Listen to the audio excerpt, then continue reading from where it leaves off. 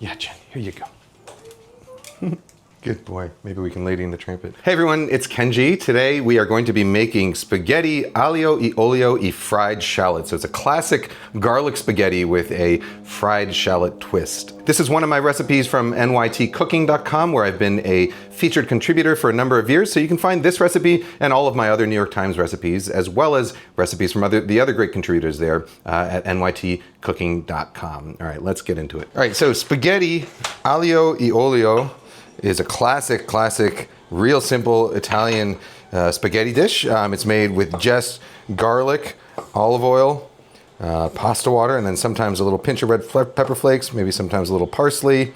And my little spin on it is that we are going to add some fried shallots, which are one of my favorite ingredients. I use them for everything from, topping like an iceberg wedge salad to topping a casserole, or putting them in a taco or in a sandwich, sticking them on top of a burger. They go great in this dish. We're gonna incorporate some of the fried shallots directly into the pasta, and then some we're going to sprinkle on the top at the end. All right, so I'm gonna start out with some garlic cloves. The New York Times recipe calls for 6 medium garlic cloves, but I only have these small guys today, so I'm doing more of them. It's all, to taste anyway. You don't need exactly 6 garlic cloves for a garlic spaghetti dish. Smash them, give them a rough chop. It's my favorite way to do garlic. So these are fried shallots. I bought them from the store. You can make your own fried shallots, but store-bought fried shallots are generally pretty good. What you want to do is you want to find ones that only have shallots and oil in the ingredients. Sometimes they add starch to them to get them a little sort of crisper on the outside, but I find it sort of robs them of flavor and changes their texture a bit in a way that I don't particularly like. They are almost never seasoned, so one thing you'll find when you buy fried shallots from the store is that they need to be salted. So usually what I'll do is I'll buy them in a jar, and then as soon as I get them home, I'll just open up that jar, add a real big pinch of salt to it, and then shake it up to season the shallots, because they taste much better when they're a little bit salty.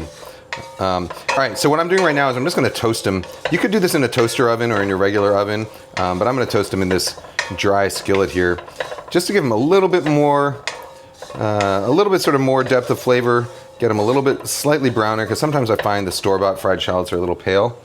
We'll want to toast them. All right, pinch of salt. It only takes, 30 seconds. This is over sort of a medium-low heat.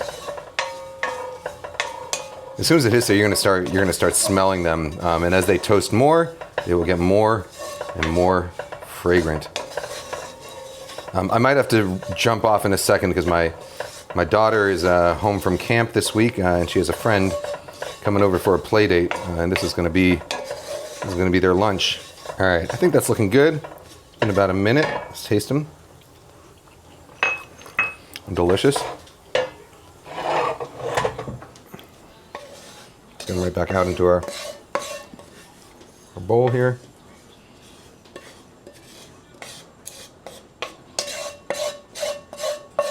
If I had my wits about me, I would have had the pasta water already boiling, because this is one of those dishes that comes together in about the time it takes to actually just boil the pasta. So I've got my toasted fried shallots.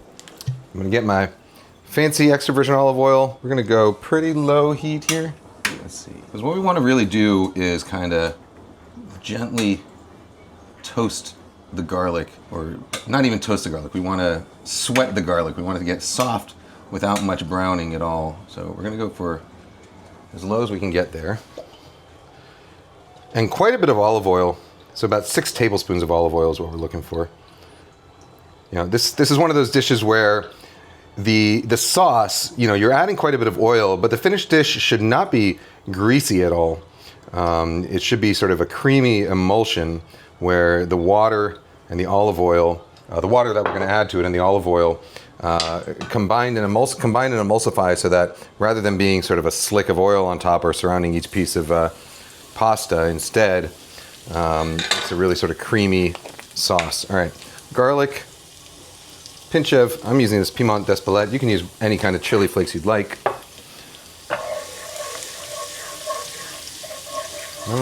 Just let that garlic kind of sweat down in here. Maybe even slightly lower heat. So we want this to sort of slowly soften and release its flavor over the course of a couple minutes. And hopefully by then our pasta water will be boiling. And we can come back and finish this dish up. Actually, let me get my parsley minced in the meantime. Minced parsley, you pick the leaves off, you kind of bundle them up like this in your hand. And then once they're kind of scrunched up, give them a chop using your finger here as a guide. So your knife should be sort of right against this middle section of your finger with the tip curled back so that you don't cut yourself, and your thumb behind so that you don't slice the tip of your thumb off.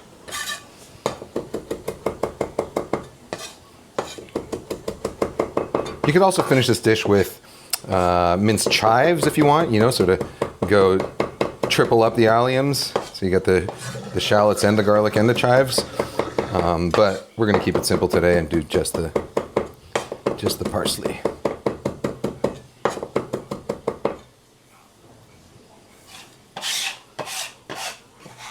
Put this back in the bowl so we're ready to go. So our garlic actually looks pretty nicely softened. It's not sizzling much anymore, which means that the moisture has mostly evaporated from it, and it's going to start sort of heavily browning if we leave it on there too long. So I'm just going to pull it off and set it to the side while I finish boiling my pasta. So when I'm cooking pasta, I virtually never, unless I'm cooking fresh pasta, I never follow the advice to use, a ton of water. I find that with pasta, it doesn't make a difference. I've done a bunch of side-by-side tests, taste tests, blind taste tests with, a panel of tasters, and have found that whether you cook your pasta in a ton of water or in just enough water to cover it, it actually ends up tasting virtually the same. The difference is that in dishes that really utilize the pasta, yes, Chen, that really utilize the pasta water as an element in the sauce, using less water actually will give you more starch, like more concentrated starch, which is what makes your sauce emulsify. So I cook my pasta in a shallow saucepan like this. Chen is getting really worked up over this. Don't season it too heavily because we're going to be adding that pasta water to our sauce, and if you season it too heavily, it will get too salty. That is Chen's I want to have a bite of this bark. His "oh, whoa, whoa" means I want some of that, whereas if he goes "abba, abba," that means I don't like what's going on. I'm going to go feed Chen his lunch, and then I will let my daughter's friends into the house. And by then, the pasta will be done. We're going to cook it shy of al dente, so maybe a minute or so less than what the box says to do. Giving it a stir every so often. All right, so I'll see you in. Our pasta's real close to done. I'm going to take half of those fried shallots, put them straight into this part, and then I'm going to add some of this pasta water, just a ladle of it to the pan. By the way, if your oil is a little too hot and it looks like your garlic is sort of on the verge of burning, adding a ladle of pasta water to it, or any water to it, is going to halt it immediately. So that's a good way to make sure that your garlic doesn't start burning. We pulled ours off in time, though. All right, so now I've got the pasta water in there. So the shallots that are in there are going to sort of start to soften, and they'll give up sort of some of their browned, sweet, caramelized flavor to that pasta water and oil mix. So that will coat the spaghetti when it's done cooking. And let me try tasting the spaghetti now, because I think it's on the verge of being shy of al dente. Yeah, all right. So still slightly chalky in the center, which is just how we want it. I'm gonna just pull it out of the pan using some tongs and go straight into the pan here. And you don't have to let it drain too much. You want sort of some of that water, that pasta water, to come with it. You can see sort of how nice and starchy this pasta water is, how it's like very cloudy looking. That cloudiness is all the excess starch from the exterior of the pasta that has sort of rubbed off and sloughed off into the water. And that's what's going to make our sauce emulsify.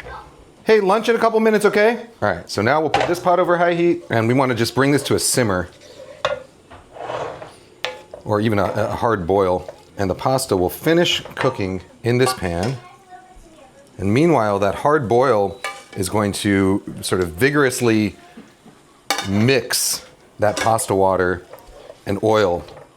Right now you can sort of see there's this watery layer with an oily slick on top. You know, by the time this pasta is done, that layer should disappear, and instead of being watery with an oil slick on top, it'll just be one sort of solid, creamy liquid. Take just a minute or two. And if we timed everything right, the pasta will be perfectly al dente by the time the sauce is nice and creamy. One thing you do, to do as you're cooking this dish, or any pasta dish really that has this sort of creamy emulsified sauce like this, is you want to keep an eye on it. And if it looks watery with that oil slick on top, that means you need to reduce it more. However, if it starts to look sort of dry, at some point the water layer is going to completely evaporate off. And so instead of looking like water with an oil slick on top, it'll just start looking greasy. It'll start looking like your pasta's tossed in plain oil because the water has evaporated too much. And if that happens, you want to add a ladle full of more pasta water. So, you kind of have to adjust it as you go. So right now, I think I could use just a little more pasta water. I think I want it to be slightly saucier. But you can see it sort of coming together now into this creamy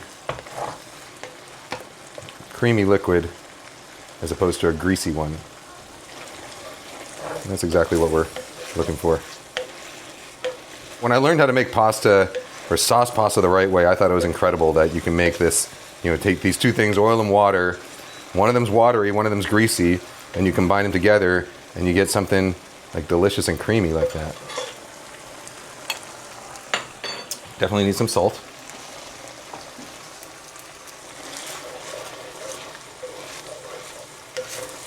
And obviously, the more you reduce that, the more you need to adjust it with extra water here. So don't be shy about adding the water if it looks like it's going to need it. That's delicious. Finish it off with that parsley. One last ladle of pasta water. You want it to be slightly sort of soupier in the pot than you're going to serve it, because as it cools and it sits in the dish on the table, it will sort of continue to absorb some of that water, and also as it cools, the sauce will thicken up. But I think that looks good. You see how nice and creamy that mixture is? Beautiful. Get this into our serving dish. Hey girls, lunchtime. Finish it off with some more fried shallots. You just destroyed the whole fort? Yeah. We're gonna rebuild it. Okay. It's bigger and stronger than ever? Here, you like this bit? Huh? All right, parsley, Yes, I do. shallots, and that is our dish. I'm gonna take one bite. Super simple dish: pasta, garlic, olive oil, and fried shallots. In the New York Times Cooking, nytcooking.com, we call this dish pasta aglio e olio e fried shallot. You can find the recipe on nytcooking.com, and you can find all of my other recipes there, all of my other New York Times recipes there. I've been contributing as a featured contributor for a number of years now. We'll leave a free gift link to this recipe so that you can get it even without paying for it. It'll be a free recipe, but I do encourage you to check out all the other great recipes there. All right, guys, gals, non-binary pals, I'm gonna serve this to my kids, and I'll see you later.